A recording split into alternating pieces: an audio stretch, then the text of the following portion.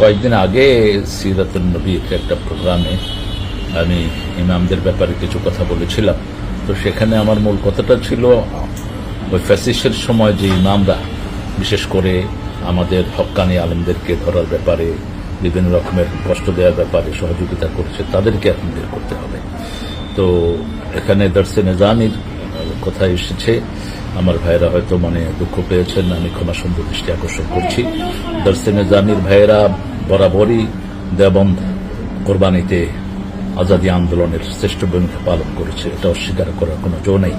এবং আমাদের বাংলাদেশের সকল আন্দোলনেও এদের কোরবানি ছিল, আলহামদুলিল্লাহ, হেফাজতে ইসলাম সহ। সেই জন্য আমরা একই গ্রন্থে গঠিত, আমরা একই সূত্রে গঠিত। আমাদের মধ্যে যেন কোনো কিছুতেই বাক বিতণ্ডতা হয়ে আমরা যেন দূরে সরে না যাই, কারণ রাসূল ঐক্যের ভিত্তি যে তিনটা দিয়েছেন সেটা আমাদের মধ্যে আছে। রাসূল সাল্লাল্লাহু আলাইহি বলেছেন, তোমার ভাই জালেম হোক মজলুম হোক, তাকে সাহায্য করো। সাহাবায়ে কেরাম জিজ্ঞেস করলেন, মজলুমকে সাহায্য করবো, ফমা বালু জালিম, জালেমের ব্যাপারে কি? বলছে, জালেম যেন জুলুমের হাত অগ্রসর করতে না পারে, জুলুমের হাত ভেঙে দাও। তো আমরা যেন এই ব্যাপারে অগ্রসর হই।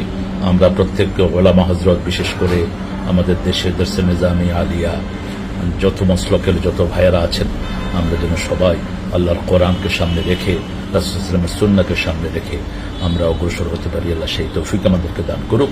আসসালামু আলাইকুম ওয়া রাহমাতুল্লাহি তাআলা ওয়া বারাকাতুহু।